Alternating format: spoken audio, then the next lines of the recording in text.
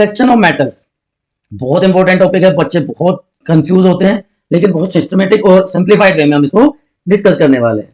तो आपके बाह्य नीति पर आप अभी तक टॉपिक वाइज चैप्टर वाइज सारे डिस्कशंस कर रहे हैं। तो अगर आप नए हैं तो चैनल को सब्सक्राइब कर लीजिए और शेयर कर दीजिए, जिससे बाकी बच्चे भी इसका एडवांटेज ले सके। तो अर्थ की क्रस्ट में जो मेटल्स हैं वो या तो फ्री स्टेट में मिलते हैं या फिर कंबाइंड स्टेट में मिलते हैं। जैसे फॉर एग्जांपल मैं आपको बताऊं, जो सी वाटर है वहां पे भी बहुत सारे सोल्यूबल सॉल्ट्स होते हैं, जैसे सोडियम क्लोराइड, मैग्नीशियम क्लोराइड। तो ये एलिमेंट और कंपाउंड जब अर्थ के क्रस्ट में नेचुरली मिलते हैं तो उनको कह देते हैं हम ओर्स। बट इसमें बहुत सारे अमाउंट में, बहुत हाई परसेंट अमाउंट में एक पर्टिकुलर मेटल प्रेजेंट होता है, जिसको क्या कहते हैं, ओर कहते हैं। तो एलिमेंट और कंपाउंड विच अकर नेचुरली वो क्या हो गए, मिनरल्स हो गए। अब इन मिनरल्स में बहुत हाई परसेंटेज में, बहुत हाई अमाउंट में एक पर्टिकुलर मेटल है और इंप्योरिटीज है, तो जिससे इकोनॉमिकली हम मेटल को एक्सट्रैक्ट कर सकें वो क्या कहलाएगा, ओर। ठीक है, तो ओर मिनरल है जहां से मेटल को इकोनॉमिकली हम एक्सट्रैक्ट करते हैं। Different type of ores are found in nature. बहुत सारे ओर होते हैं, जैसे सबसे कॉमन टाइप जो है वो ऑक्साइड्स हैं, जिनको ऑक्साइड ओर कह सकते हैं। आयन का जो ऑक्साइड ओर है उसका नाम है बच्चों हेमेटाइट, मैग्नेटाइट, बॉक्साइट एल्यूमिनियम का हो जाएगा, एल्यूमिनियम का ऑक्साइड ओर है बॉक्साइट। इसी तरह कार्बोनेट ओर्स भी नेचर में मिलते हैं, इनके सबके फॉर्मूलाज भी मैं आपको बताता हूं भी। कार्बोनेट्स में अगर हम बात करें तो लाइमस्टोन कैल्शियम का कार्बोनेटेड और है लाइमस्टोन, आप सबने सुना होगा। Calamine, then nitrates in the form of sodium में सल्फेट्री के फॉर्म में प्रेजेंट होता है। सल्फेट्स, हैलाइड ओर्स, सल्फेट में आपका जिप्सम आ जाएगा, हैलाइड में आपका कॉमन सोल्ट आ जाएगा। तो बहुत सारे एग्जांपल है ना बच्चों जो इजीली आप याद कर सकते हैं। सल्फाइड्स में गैलेना आ जाएगा, ये सल्फेट था, ये सल्फाइड बता रहा हूं मैं आपको, सल्फाइड में गैलेना। तो अगर इनके फॉर्मूलाज की हम बात करें तो सबसे पहले haematite Fe2O3 ion oxide, magnetite Fe2O4 दोनों आयन के ऑक्साइड्स हैं, बॉक्साइट एल्यूमिनियम का ऑक्साइड है Al2O3। इसी तरह कैल्शियम का जो कार्बोनेटेड ओर है उसको हम कह देते हैं लाइमस्टोन, कैल्शियम कार्बोनेट। नाइट्रेट और सोडियम नाइट्रेट NaNO3। जिप्सम का कॉमन फॉर्मूला क्या होता है, कोई बच्चा बता सकता है? ऑलरेडी आप पढ़ चुके हो।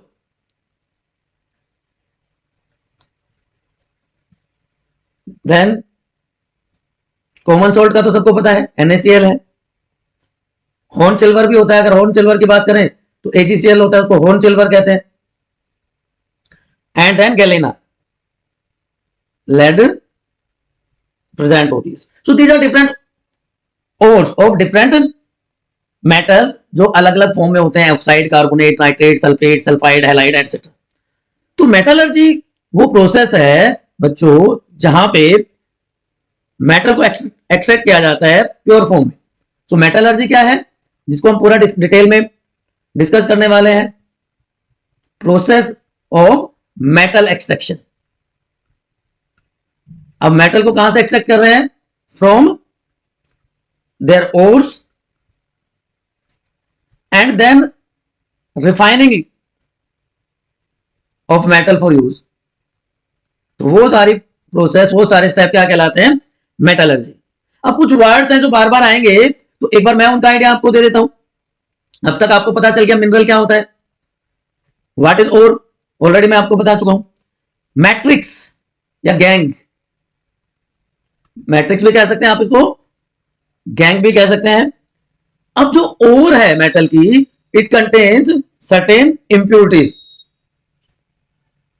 वो सैंड की फॉर्म में हो सकती हैं, क्ले की फॉर्म में हो सकती हैं। तो इन इंप्योरिटीज को क्या कहा जाता है बच्चों? मैट्रिक्स या गैंग। अब जब मेटालर्जिकल प्रोसेस स्टार्ट करेंगे उससे पहले इन गैंग पार्टिकल्स को रिमूव करना होता है। एक और इंपॉर्टेंट वर्ड आता है फ्लक्स। वो सब्सटेंस जो मोल्टन ओर के साथ मिक्स किया जाता है to remove impurities. Substances added with ore to remove impurities from it, वो क्या कहलाएगा? फ्लक्स। अब फ्लक्स एसिडिक भी हो सकते हैं और फ्लक्स बेसिक भी हो सकते हैं। दोनों टाइप के फ्लक्स नॉर्मली यूज किए जाते हैं। अगर बेसिक इंप्योरिटीज हैं तो एसिडिक फ्लक्स यूज करेंगे, एसिडिक इंप्योरिटीज हैं तो बेसिक फ्लक्स यूज करेंगे। तो बेसिक इंप्योरिटीज हैं उनको स्लैग में कन्वर्ट करना। अब स्लैग क्या है? यू कैन से कि जब फ्लक्स को मोल्टन ओर के साथ हम मिक्स करते हैं तो ये इंप्योरिटीज के साथ मिक्स हो जाता है और वो जो सब्सटेंस बनता है उसको हम स्लैग कहते हैं, SLAG, स्लैग। तो मैट्रिक्स, फ्लक्स एंड स्लैग दो मिनरल और हम पहले डिस्कस कर चुके हैं। अब जो ये मेटल्स हैं नेचर में, मैंने आपको बताया कि फ्री स्टेट में भी मिलेंगे और कंबाइंड स्टेट में। वो किस पे डिपेंड करेगा? वो डिपेंड करता है बच्चों रिएक्टिविटी पे उस मेटल की। जो टॉप में एक्टिविटी सीरीज में वो कभी भी फ्री स्टेट में नहीं मिलेंगे क्योंकि हाईली रिएक्टिव है, sodium, potassium, calcium, magnesium, aluminium जैसे मेटल्स। लेकिन सिल्वर, गोल्ड, प्लेटिनम या कॉपर जैसे लीस्ट रिएक्टिव जो मेटल्स हैं they are found in free state, या कह सकते हैं नेटिव स्टेट में वो नॉर्मली देखने को मिल जाते हैं नेचर में। और जो मॉडरेटली रिएक्टिव है वो ये सारे हमने बात करी ऑक्साइड, सल्फाइड या कार्बोनेट की फॉर्म में मिल सकते हैं। ठीक है ना बच्चों? यहां तक कोई कंफ्यूजन है? क्योंकि ये बेसिक्स आपको पता होना बहुत जरूरी है। तो अब जो टॉप पे हैं उनको हम कैसे एक्सट्रैक्ट कर सकते हैं? उनके लिए यूज किया जाता है इलेक्ट्रोलाइसिस। ठीक है? उनको कार्बन के साथ हीट करके रिड्यूस नहीं कर सकते। मॉडरेटली या मीडियम जो रिएक्टिव है उनको रिडक्शन प्रोसेस के थ्रू हम एक्सट्रैक्ट कर सकते हैं। अब रिड्यूसिंग एजेंट यूज कर सकते हैं। And least reactive like copper, silver, gold वो फ्री स्टेट में प्रेजेंट होते हैं नेचर में, तो उनका एक्सट्रैक्शन कोई बहुत ज्यादा मुश्किल होता नहीं है बच्चों। ठीक है? तो कौन से स्टेप्स हैं जो हमें फॉलो करने हैं? सबसे पहले तो वैसे ग्राइंडिंग की जाती है, क्रशिंग की जाती है, जिससे जो बिग रॉक्स हैं नेचर में उनको हम स्मॉल पार्टिकल्स में क्रशर की हेल्प से ब्रेक डाउन कर लेते हैं। उसके बाद एनरिचमेंट, एक्सट्रैक्शन, एनरिच्ड ओर को मेटल ऑक्साइड में चेंज करना, reduction of oxide into metal and then refining of metal. ठीक है? चलिए एक एक करके बात करते हैं। सबसे पहले मेटल का एक्सट्रैक्शन। ये अभी हमने बात करी कि हाईली रिएक्टिव कंबाइंड स्टेट में मिलेंगे, लेकिन जो लीस्ट रिएक्टिव वो फ्री स्टेट में मिलेंगे। तो अर्थ के क्रस्ट में जो मेटल्स मिलते हैं या तो फ्री स्टेट में होंगे या कंबाइंड स्टेट में होंगे। Gold, silver free state, copper silver combined में भी मिल जाते हैं। तो ये रिएक्टिविटी सीरीज, तो हाईली रिएक्टिव को अभी मैंने बताया इलेक्ट्रोलाइसिस के थ्रू रिमूव कर देंगे, मॉडरेटली रिएक्टिव को रिडक्शन कर देंगे रिड्यूसिंग एजेंट लाइक कार्बन या कोक, और जो लीस्ट रिएक्टिव है वो तो नेटिव स्टेट में मिलते ही। ठीक है ना? तो और ऑक्साइड्स में कार्बोनेट फॉर्म में मिलते हैं और ये अबंडेंट अमाउंट में प्रेजेंट होते हैं अर्थ के क्रस्ट में, क्योंकि बहुत सारे मेटल जो हैं ऑक्साइड फॉर्म में हैं, इसलिए ऑक्सीजन बहुत रिएक्टिव एलिमेंट है और अबंडेंस में मिलता है अर्थ के क्रस्ट में। अब ये जो चार्ट है, फ्लो चार्ट है, ये बहुत इंपॉर्टेंट होने वाला है बच्चों के लिए। ये एनसीईआरटी का फ्लो चार्ट है। रिएक्टिविटी के बेसिस पे तीन टाइप के मेटल्स हैं, low reactive, highly reactive and moderately reactive. अब डिफरेंट टेक्निक्स यूज की जाएंगी, डिफरेंट स्टेप्स इन्वॉल्व होंगे for their extraction and purification. तो हाईली रिएक्टिव के लिए इलेक्ट्रोलाइसिस कर दिया मोल्टन ओर का और प्योर मेटल मिल गया। लो रिएक्टिव वो जो सल्फाइड ओर में है उनकी रोस्टिंग कर दी। क्या होती है रोस्टिंग? आपको बताऊंगा। मेटल मिल गया, उसकी रिफाइनिंग कर ली। तो सबसे ज्यादा मेहनत करनी पड़ती है जो मॉडरेटली मीडियम रिएक्टिव है, वो या तो कार्बोनेटेड के फॉर्म में प्रेजेंट होंगे या सल्फाइड ओर के फॉर्म में प्रेजेंट होंगे। सल्फाइड ओर में अभी आपने देखा अगर प्रेजेंट है तो उनकी रोस्टिंग की जाएगी, लेकिन कार्बोनेटेड ओर के फॉर्म में प्रेजेंट है तो कैल्सिनेशन के थ्रू उनके ऑक्साइड्स बना लिए जाते हैं। ऑक्साइड को रिड्यूस कर दिया जाता है मेटल में, and from that pure metal is obtained. तो पहला स्टेप तो क्या हो गया, एक्सट्रैक्शन ऑफ मेटल। अब एनरिचमेंट या कंसंट्रेशन कैसे की जाती है किसी भी ओर की। बहुत सारे इंप्योरिटीज, बहुत सारे गैंजेस, बहुत सारे मैट्रिक्स प्रेजेंट है मेटल के साथ नेचर में। अब एक्सट्रैक्शन से पहले उनको रिमूव करना बहुत जरूरी है। अब ये डिपेंड करेगा गैंग और ओर के फिजिकल और केमिकल प्रॉपर्टीज पे। तो different separation techniques are used to separate these impurities, these matrix और गैंग पार्टिकल्स। तो एनरिचमेंट क्या हो गया, अनवांटेड मटेरियल और impurities in the form of sand, rock and other material present in mineral in an ore deposit is called gangue. So removal of gangue particle from ore is known as concentration. तो hand picking में क्या करेंगे कि अगर मान लीजिए impurities अलग अलग साइज की हैं, डिफरेंट साइजेस आर देयर, तो उनको हैंड पिकिंग के थ्रू हम रिमूव कर सकते हैं, यस और नो। तो इसका बहुत कॉमन एग्जांपल आपको बताता हूं हैंड पिकिंग के थ्रू। जो हेमेटाइट ओर होता है उसको रिमूव किया जाता है। हेमेटाइट किसका ओर है, कैसा ओर है, आयरन का ऑक्साइड ओर है, आयरन का ऑक्साइड ओर होता है हेमेटाइट। उसको हैंड पिकिंग के थ्रू, क्योंकि डिफरेंट साइज के होते हैं, तो उनको रिमूव कर लिया जाता है। दूसरा है फ्रोथ फ्लोटेशन, बहुत कॉमनली यूज प्रोसेस है। ये सल्फाइड ओर के लिए यूज किया जाता है, mainly for sulphide ore it is used, क्योंकि जो सल्फाइड ओर होती है it gets wet by oil, और जो गैंग होता है, जो मैट्रिक्स होता है, इट वेट बाय वाटर। तो दोनों अलग अलग चीज से वेट हो गए। तो सल्फाइड ओर, जैसे अगर हम एग्जांपल की बात करें सल्फाइड ओर में, तो गैलेना, लेड सल्फेट, पीबीएस, वो इसके थ्रू सेपरेट कर सकते हैं। जिंक ब्लेंड, जेडएनएस, वो इसके थ्रू सेपरेट कर सकते हैं। देन मैग्नेटिक सेपरेशन, नाम से ही आपको आइडिया आ गया होगा। मैग्नेटिक सेपरेशन किसके लिए करेंगे, ऐसे सब्सटेंसेस जिसमें मैग्नेटिक प्रॉपर्टीज होंगी उनके लिए मैग्नेटिक सेपरेशन मेथड यूज कर लेंगे, है ना। जैसे एग्जांपल क्रोमियम, Cr2O4। तो इसमें अगर नॉन मैग्नेटिक इंप्योरिटीज हैं, जैसे टिन की इंप्योरिटीज हैं, तो इनको सेपरेट कर सकते हैं।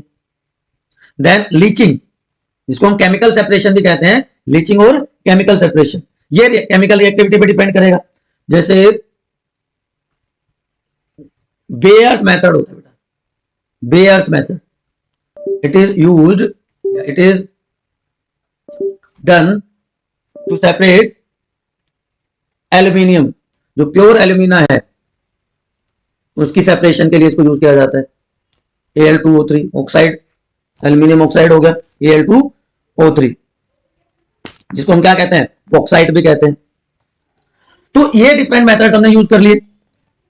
अब क्या करेंगे, अब जो सेपरेटेड ऑक्साइड्स हैं, है ना, सॉरी, जो ओर्स हैं, उनको हम मेटल ऑक्साइड्स में कन्वर्ट कर देंगे। So conversion of enriched ore into metal oxide, उसके लिए दो मेथड यूज करेंगे। कैल्सिनेशन, रोस्टिंग, बहुत इंपॉर्टेंट है, स्किप नहीं कर सकते आप, बहुत ध्यान से देखिए। कैल्सिनेशन क्या होता है, दोनों प्रोसेस में हीटिंग होगी, heating of concentrated ore in absence of air, या लिमिटेड सप्लाई ऑफ एयर आप कह सकते हैं। और अगर यही काम एक्सेस ऑफ एयर में किया जाए, heating of concentrated ore into excess air, उसको हम कह देंगे रोस्टिंग। बेसिक डिफरेंस समझ में आ गया।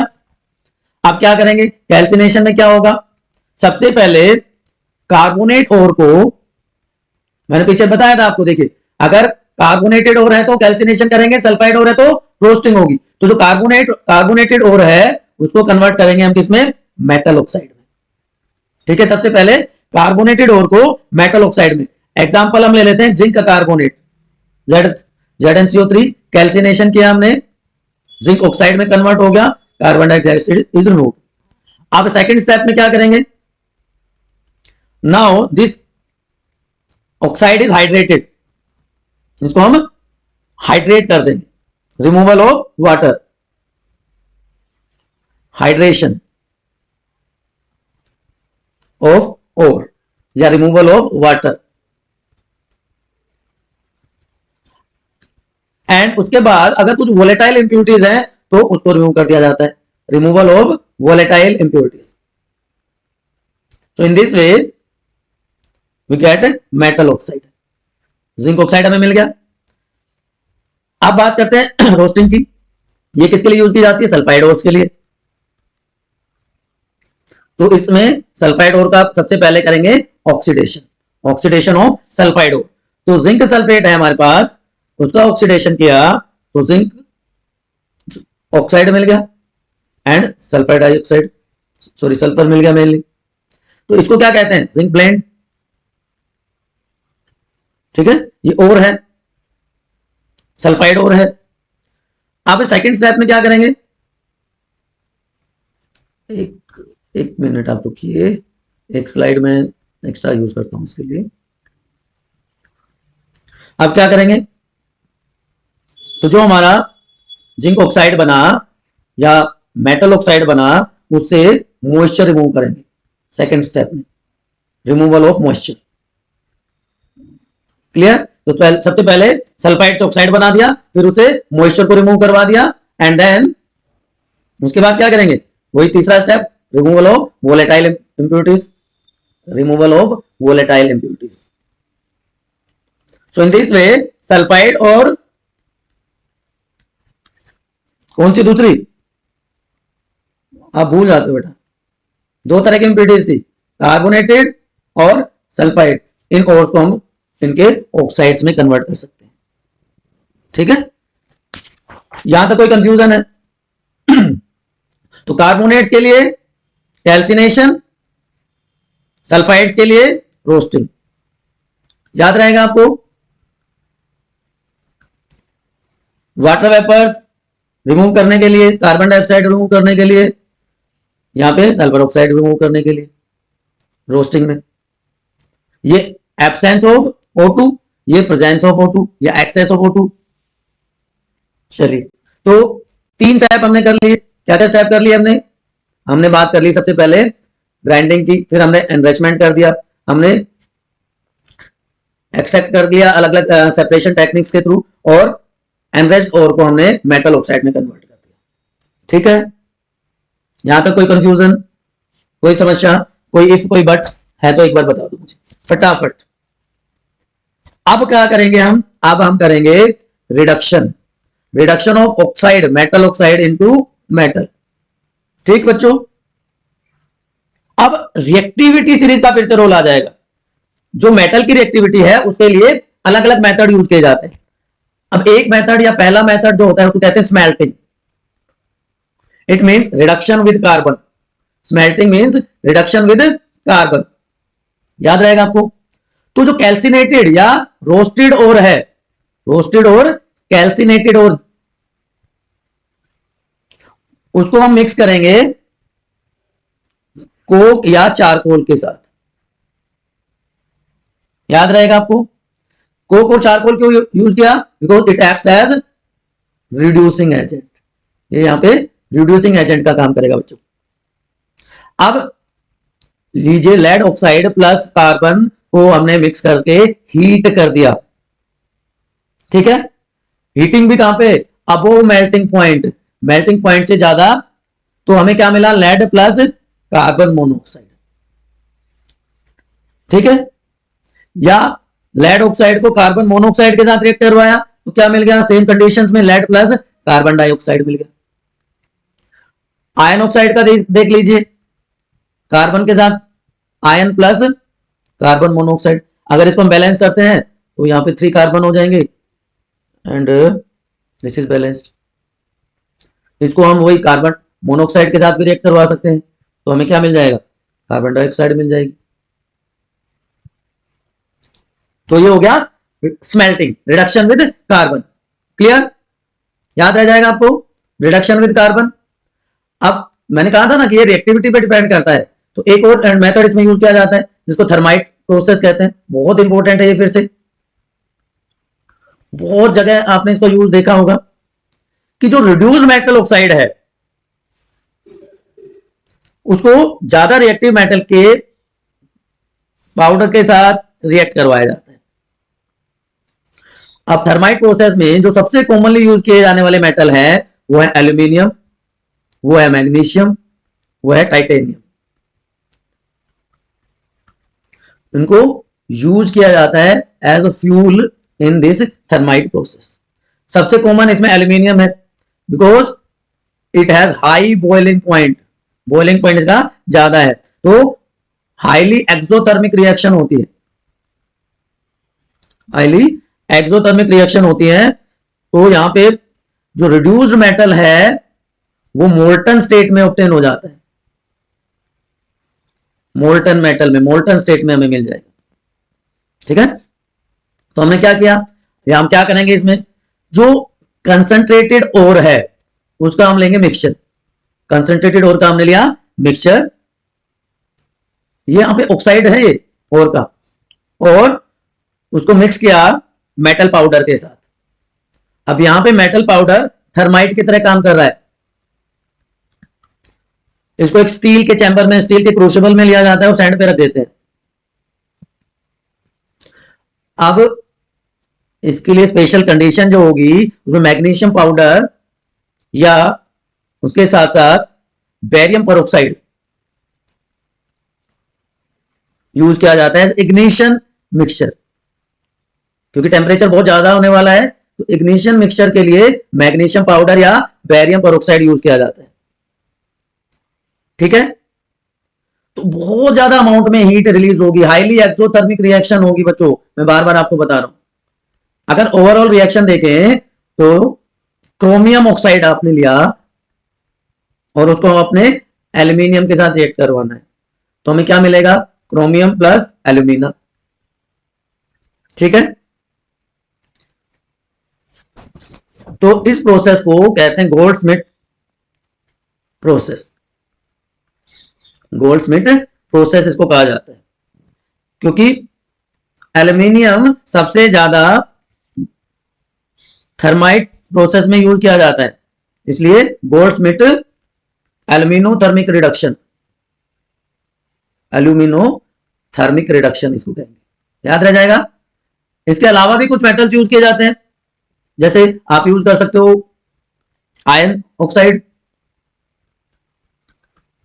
एल्यूमिनियम के साथ रिएक्ट करवाओगे तो आयरन मिल जाएगा और एल्यूमिना मिल जाएगा हमें, and large amount of heat is produce. इसको रेलवे ट्रैक्स पे यूज किया जाता है, आगे भी इसको हम डिस्कस करेंगे बच्चों। ठीक है, तो ये तो बात हो गई। उसके बाद इलेक्ट्रोलाइटिक रिडक्शन भी किया जा सकता है इनका, थर्ड स्टेप में इलेक्ट्रोलाइटिक रिडक्शन भी कर सकते हैं। हमने रिडक्शन विद कार्बन देखा, हमने थर्माइट रिएक्शन देखी, इसके बाद इलेक्ट्रोलाइटिक रिडक्शन हो सकता है।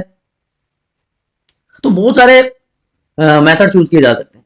अब रिएक्टिविटी सीरीज के हेल्प से हम ये देख चुके हैं कि कैसे डिफरेंट मेटल्स को एक्सट्रैक्ट कर सकते हैं उनके ओर से, डिपेंडिंग अपॉन देयर रिएक्टिविटी, है ना। जो अभी तक मैंने बताया उसको एक बार मैं समराइज कर देता हूँ, कौन कौन से स्टेप्स की हमने बात करी। हमारे पास ओर थी, उसकी हमने ग्राइंडिंग कर दी, हमने क्रशिंग कर दी। उसके बाद कंसंट्रेशन ऑफ ओर की, क्योंकि 3 तरह के मेटल्स होते हैं तो अलग अलग टेक्निक्स यूज की जाती है। हाईली रिएक्टिव को इलेक्ट्रोलाइसिस कर देंगे मोल्टन ओर के साथ, तो प्योर मेटल ऑब्टेन हो जाएगा। बहुत लीस्ट रिएक्टिव है, सल्फाइड ओर्स के फॉर्म में नॉर्मली प्रेजेंट होंगे या फ्री फॉर्म में होंगे, तो रोस्टिंग कर देंगे और मेटल मिल जाएगा, उसकी रिफाइनिंग। ये वाला स्टेप अभी बचता है हमारा। ठीक है, मीडियम रिएक्टिव वाले या तो कार्बोनेटेड ओर के फॉर्म में प्रेजेंट होंगे या सल्फाइड ओर के फॉर्म में, तो उनका कैल्सिनेशन या रोस्टिंग करके उनका मेटल ऑक्साइड बना देंगे, and then they are reduced by different method, चाहे उसका थर्माइट प्रोसेस करें हम, कोक के साथ रिडक्शन करें या इलेक्ट्रोलाइटिक रिडक्शन हो, and finally purification is done. ठीक है ना, तो प्यूरिफिकेशन के लिए अब क्या करेंगे, तो मैं एक बार सारा दोबारा से आपके लिए समराइज कर रहा हूं कि 3 तरह के मेटल जो अलग अलग फॉर्म में मिलते हैं, चाहे सल्फाइड ऑक्साइड या कार्बोनेटेड ऑफ के फॉर्म में, और लीस्ट रिएक्टिव ऑलमोस्ट सल्फाइड और या फ्री स्टेट में, नेटिव स्टेट में मिलेंगे।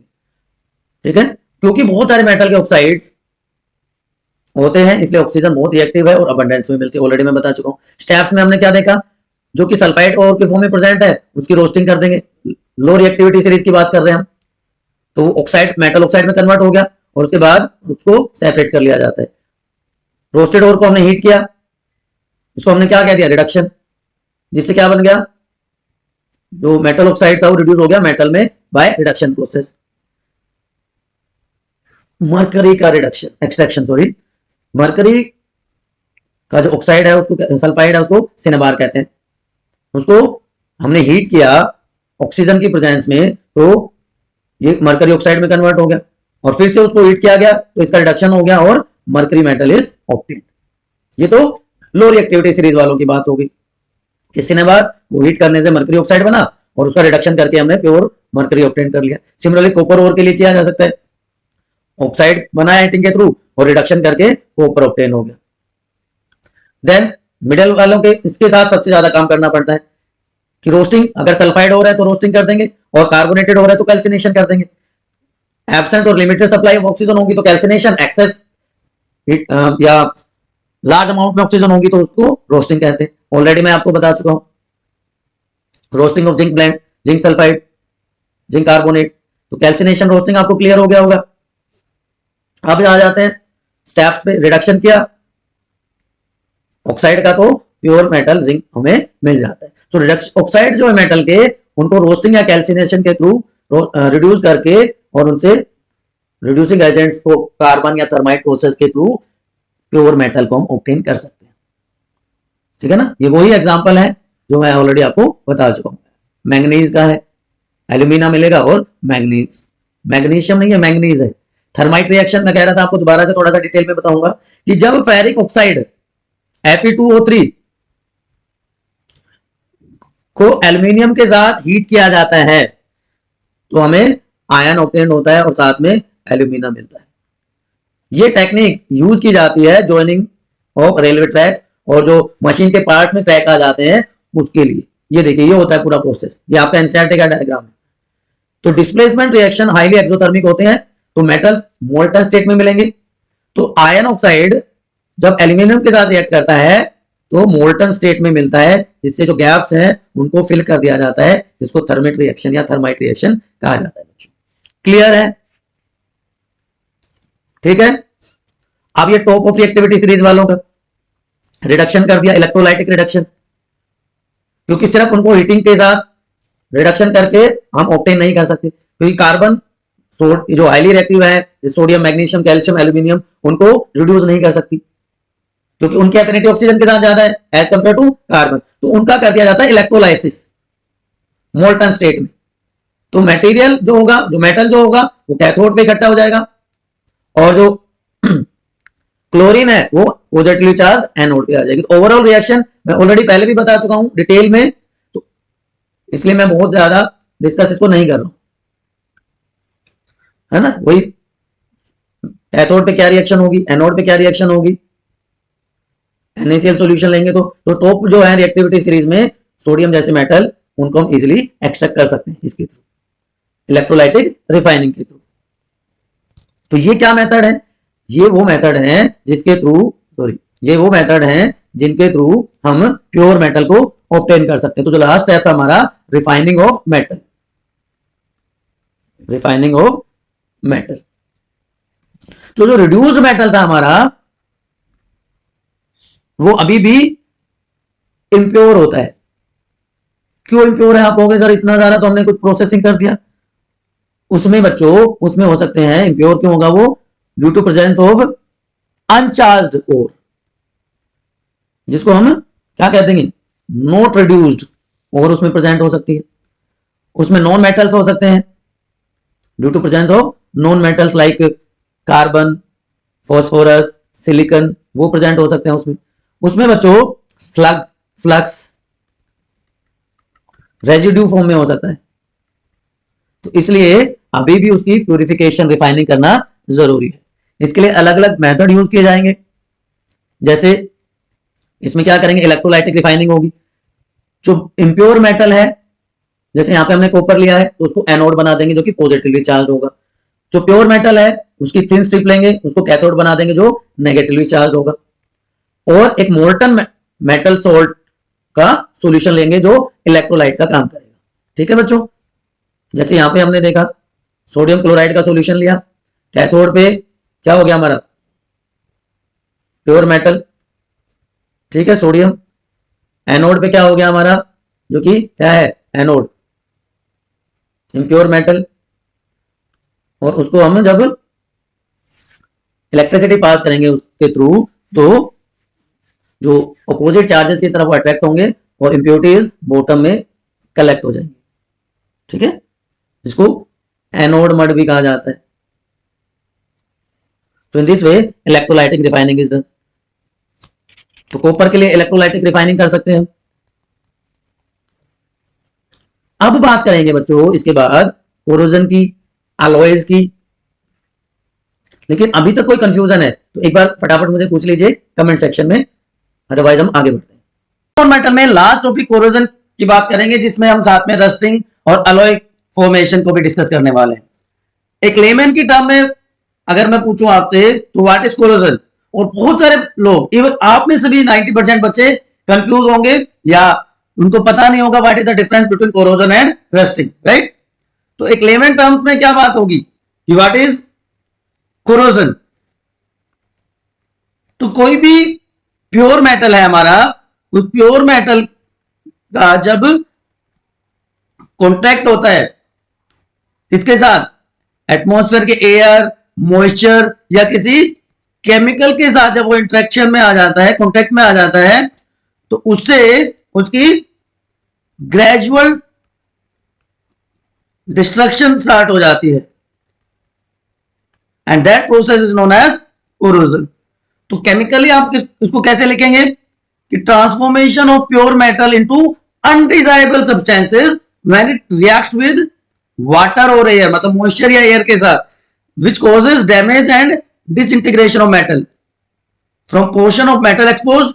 कि मान लीजिए इनिशियली ये हमारा कोई आयरन का रोड है या पीस है, ये यहां से कॉन्टेक्ट में आया तो ग्रेजुअली यहां से खराब होना शुरू करेगा, यहां से कोरोड होना शुरू होगा और धीरे धीरे ये बाकी पार्ट में भी स्प्रेड हो जाएगा।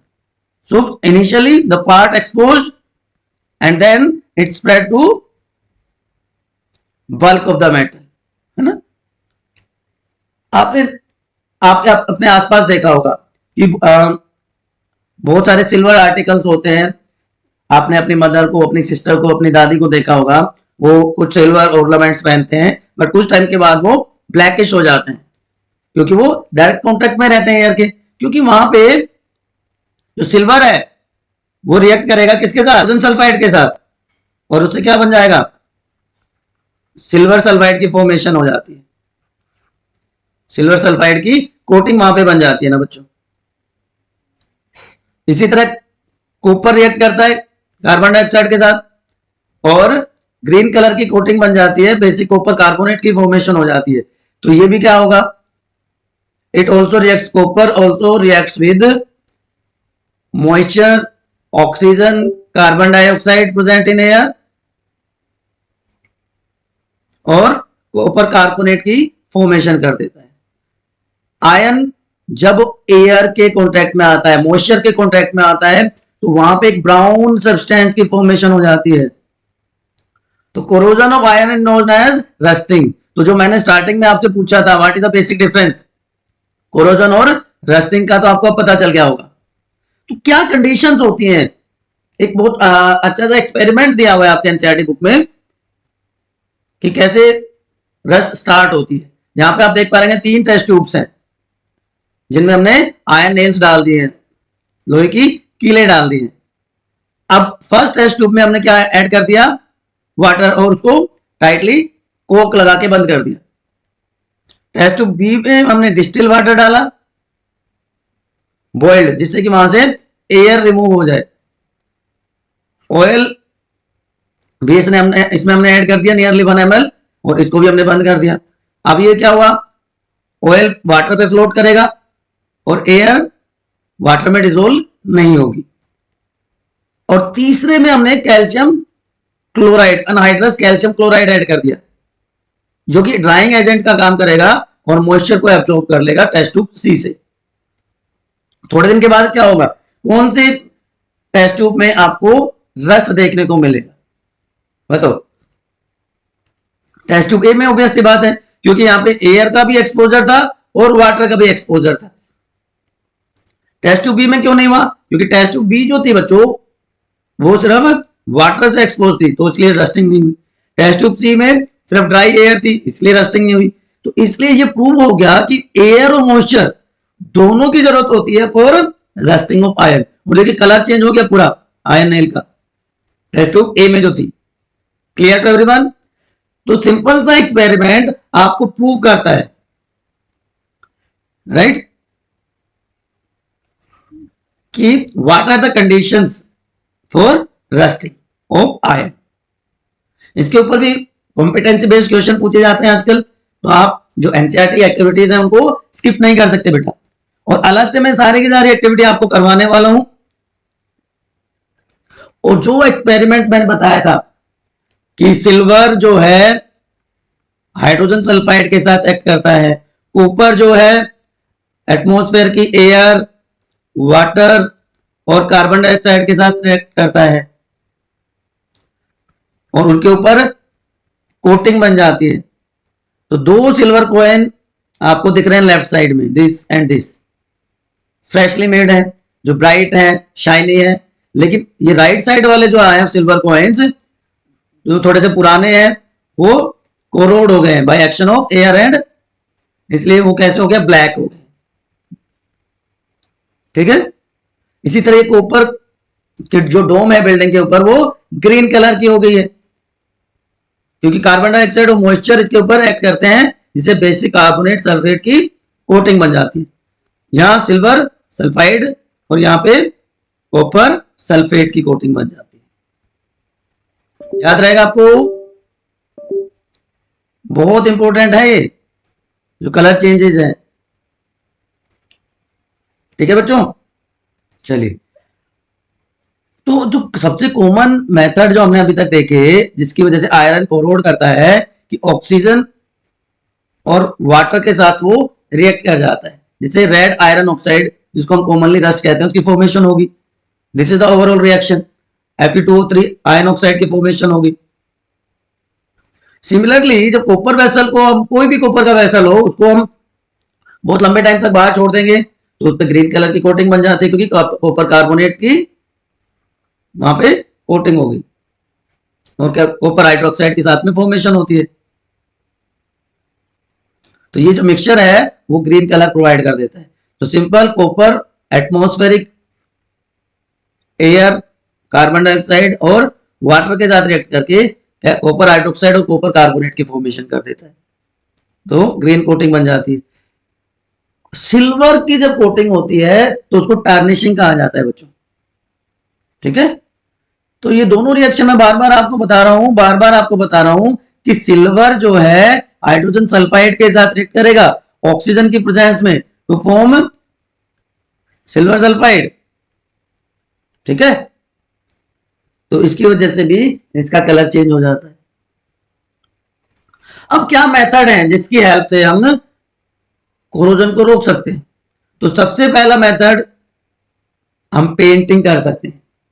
अगर किसी मेटल के ऊपर हम पेंट की कोटिंग कर देंगे तो डायरेक्ट कांटेक्ट में नहीं आएगा मॉइस्चर के, ऑक्सीजन के। ठीक है ना। लेकिन इसकी प्रॉब्लम क्या है कि पेंट जो है वॉश्ड हो जाता है, हीट हो जाता है और उतर जाता है। फिर क्या कर सकते हैं जी, हम ग्रीसिंग कर सकते हैं, ऑयलिंग कर सकते हैं।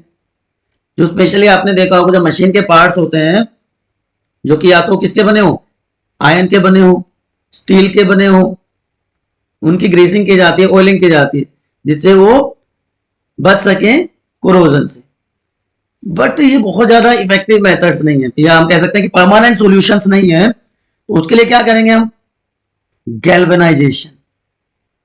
बहुत इफेक्टिव मेथड है गैल्वेनाइजेशन, कि पेंटिंग, ऑयलिंग, ग्रीसिंग, ये सारे मेथड टेम्पररी मेथड हैं। तो अब हम क्या करेंगे, गैल्वेनाइजेशन करेंगे, कि जिंक की कोटिंग कर देते हैं आयरन या स्टील पे। ठीक है। क्योंकि जिंक ज्यादा रिएक्टिव है, जिंक इज मोर रिएक्टिव, किससे बताओ, zinc is more reactive than iron. So zinc की कोटिंग बनने से जो हमारा आयरन है वो फ्री रहेगा, अनटच्ड रहेगा। स्टील हमारा रस्टिंग से बच जाएगा। क्लियर? ये डिफरेंट स्टेप्स हैं, आपको इतना डिटेल में जाने की जरूरत नहीं है। ये स्टेप्स हैं, रेंजिंग है, पिकिंग है, फिर रेंजिंग है, flux, drawing, zinc bath and cooling.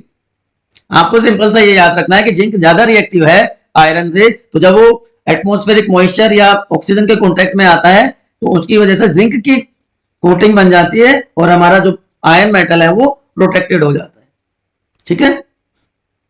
Galvanisation, galvanisation जैसा कि अभी मैंने आपको बताया कि वही प्रोसेस है। इसमें करते क्या है, बहुत सारे मेथड में से ये आपको याद रखना है कि जो सॉल्यूशन है जिंक का, मोल्टन जिंक है, उसमें हमारे मेटल को डाल देना है। ठीक है? तो क्या होगा देख लीजिए, मान लीजिए ये हमारा आयरन नेल है, सॉरी आयरन रोड है। इस आयरन रोड को हमने एक सॉल्यूशन में डाल दिया, उस सॉल्यूशन में क्या है, पूरा हमारा जिंक भरा हुआ है, ये आयन है हमारा। तो बाथिंग के बाद क्या हो जाएगा, हमारे आयन रोड के ऊपर इस तरह से जिंक की कोटिंग हो जाएगी। तो जिंक दिखाई दे रहा है सिर्फ आपको, हमारा आयन मेटल तो दिख ही नहीं रहा।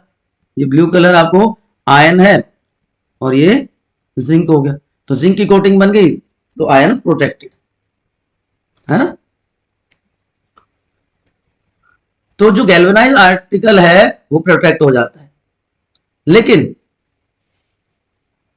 आप सोचोगे कि सर इसकी अगर कोटिंग ब्रेक हो गई तो नहीं, अगर कोटिंग ब्रेक भी हो गई तो भी हमारा जो आयन या स्टील का जो आर्टिकल है वो बचा रहेगा।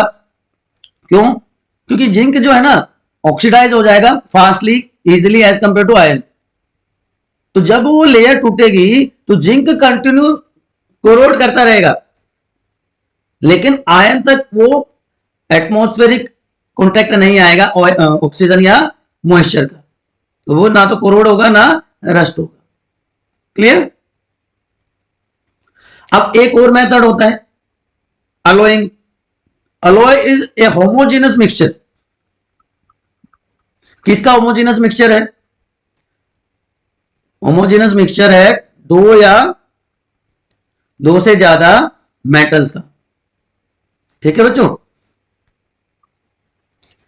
तो मेटल को किसी नॉन मेटल के साथ मिक्स कर देते हैं, जिससे जो मेटल है उसकी प्रॉपर्टी चेंज हो जाती है। तो alloying is very good method to improve the properties of metal. यहां पे मेटल और नॉन मेटल को मिक्स करके नई प्रॉपर्टीज दी जाती है। तो ऐसा होमोजेनस मिक्सचर जहां पे एक मेटल दूसरे नॉन मेटल के साथ मिक्स किया जाए उसको हम कह देते हैं अलोय। तो जो प्राइमरी मेटल है उसको मेल्ट कर देंगे इस तरह से, देखिए अलोइंग में, और दूसरा एलिमेंट जो जिसकी डेफिनेट कुछ प्रोपोर्शन है वो इसमें ऐड कर दी जाएंगी। उन दोनों को ठंडा कर लेंगे रूम टेम्परेचर पे, तो जो नया सब्सटेंस बनेगा उसको हम क्या कहते हैं, अलोय। तो जहां पे डिजायर्ड प्रॉपर्टीज को ऑब्टेन करना हो उस केस में हम अलोइंग यूज करते हैं। हमें पता है आयरन सबसे ज्यादा यूज्ड मेटल है, लेकिन इसको कभी भी प्योर फॉर्म में यूज नहीं किया जाता। क्यों? क्योंकि आयरन बहुत सॉफ्ट होता है, प्योर आयरन की बात है, और उसको इजीली स्ट्रेच कर सकते हैं गर्म करके, आपने देखा भी होगा। लेकिन इसमें अगर 0.05% भी कार्बन ऐड कर दें तो ये हार्ड हो जाता है, स्ट्रॉन्ग हो जाता है। तो आयरन को जब हम निकल के साथ मिक्स करते हैं, क्रोमियम के साथ मिक्स करते हैं, तो हमें क्या मिलता है, स्टेनलेस स्टील, जो कि हार्ड है, रस्ट नहीं करेगा। तो आयरन को जब किसी दूसरे सब्सटेंस के साथ, नॉन मेटल के साथ ऐड करेंगे, मिक्स करेंगे, तो उसकी प्रॉपर्टी चेंज होगी, है ना। तो अलोय होमोजेनस मिक्सचर बन गया। तो इसको मेल्ट करके, इसको कूल करके और उसको नया सब्सटेंस ऑब्टेन किया जा सकता है। Is it clear? अब कुछ एग्जांपल्स बताता हूं। अमलगम एक बहुत कॉमन वर्ड है। तो मरकरी मेटल में कोई दूसरा नॉन मेटल मिला के और जब अलोय बनाई जाए तो उसको क्या कहेंगे, हम अमलगम कहेंगे। ठीक है? अलग अलग तरह का होता है। आप जब डेंटिस्ट के पास जाते हो सुना होगा आपने, मसाला भरते हैं दांत में, वो अमलगम है। ठीक है, लेकिन आपको यह भी ध्यान रखना है कि मरकरी जो है आयरन, प्लेटिनम, टंगस्टन, टेंटलम के साथ अमलगम नहीं बनाता। आप में से कितनों को रीजन पता है, एक बार बता देना मुझे। ठीक है, otherwise sodium amalgam, tin amalgam, aluminium, potassium, gold and so. इसी तरह देखिए कि जब ये एनसीईआरटी का बॉक्स आपको दिख रहा है, पहले इसको मैं अमलगम को खत्म कर देता हूं कि जो मेटल मरकरी है तो एलॉय को हम क्या कह देंगे, अमलगम। तो जो इलेक्ट्रिक कंडक्टिविटी है, मेल्टिंग पॉइंट है एलॉय का, वो कम हो जाता है प्योर मेटल से, क्योंकि हमने इंप्योरिटीज ऐड कर दी एक तरह से उसमें। ये एग्जांपल आगे भी डिस्कस करने वाले हैं। ठीक है, मैं ये बता रहा था आपको ये एग्जांपल्स कि ये वाला हम ऑलरेडी डिस्कस कर चुके हैं। आयरन को निकल और क्रोमियम के साथ मिला देंगे तो स्टेनलेस स्टील मिल जाएगा। प्योर गोल्ड, ये वाला जो एनसीईआरटी का मैं आपको पैराग्राफ बता रहा था, दिस वन, ये इंपॉर्टेंट कि प्योर 24 कैरेट गोल्ड को यूज नहीं किया जाता ऑर्नामेंट्स बनाने के लिए। 22 कैरेट का मतलब क्या है कि 22 पार्ट जो है प्योर गोल्ड के हैं और उसमें 2 पार्ट कॉपर या सिल्वर मिलाया हुआ है। क्यों किया गया ऐसा? ये जो प्योर गोल्ड होता है ना बच्चा, जिसको हम 24 कैरेट गोल्ड कहते हैं, वो बहुत सॉफ्ट होता है। ठीक है, तो उससे ज्वेलरी नहीं बना सकते, तो इसलिए उसमें 2 पार्ट या तो हम सिल्वर ऐड कर देंगे या 2 पार्ट कॉपर ऐड कर देंगे, जिससे वो हार्ड हो जाता है, स्ट्रॉन्ग हो जाता है। इसी तरह ब्रास क्या है, कॉपर और जिंक का अलॉय है। ब्रॉन्ज, अभी आप ओलंपिक्स चल रहे हैं, आपने देखा हुआ मेडल्स मिल रहे हैं एथलीट्स को, गोल्ड, सिल्वर और ब्रॉन्ज के। तो ब्रॉन्ज अगेन एक क्या है, अलॉय है, कॉपर और जिंक का, एसन इज टिन। इसी तरह सोल्डर, लेड और टिन का अलॉय बन जाता है, जिसको वेल्डिंग के लिए यूज करते हैं। और ये एक क्लासिकल एग्जांपल यहां पे दिख रहा है आपको, wonder of ancient Indian metallurgy, Qutub Minar. Iron pillar जो है कुतुब मीनार के पास, आप अगर आप दिल्ली गए हो तो आप में से बहुत सारे बच्चों ने देखा होगा, जो 8 मीटर लंबा है, ऊंचा है मतलब, और लगभग 6 टन का है, लेकिन आज तक रस्ट नहीं हुआ है। 1600 साल हो गए हैं, आज तक रस्ट नहीं हुआ है। क्या रीजन है इसका, है ना? ये बिकॉज अलॉय से बना हुआ है। Again it is found of alloy. Clear? तो ब्रास कॉपर और जिंक का अलॉय है, ब्रॉन्ज कॉपर और टिन का अलॉय है। बहुत सारे म्यूजिकल इंस्ट्रूमेंट जो बनते हैं, प्लम्बिंग के इंस्ट्रूमेंट्स बनते हैं, लॉक्स जो बनते हैं ब्रास के होते हैं। इसी तरह बेल्स, मेडल, स्प्रिंग्स हैं, वो ब्रॉन्ज की बनी होती है। तो ब्रॉन्ज में अगर कंपोजिशन वाइज जाए हम, तो कॉपर और टिन का अमाउंट बहुत वेरी करता है। 18 carat gold, 22 carat gold, 20 carat gold, ये अलग अलग टाइप के गोल्ड होते हैं जिनमें मिक्स किया जाता है कॉपर या सिल्वर। कास्ट आयरन और स्टर्लिंग सिल्वर बहुत फेमस है आजकल ज्वेलरी आर्टिकल्स में, क्योंकि जो प्योर ऑर्नामेंट्स हैं सिल्वर या गोल्ड के, वो तो बहुत महंगे हैं, तो उसकी जो कॉस्टिंग है थोड़ी सी कम हो जाती है इससे। कास्ट आयरन में कार्बन ऐड कर देंगे आयरन में, तो उसको हम कास्ट आयरन कहेंगे। बहुत सारे यूटेंसिल्स बनाए जाते हैं इसके भी।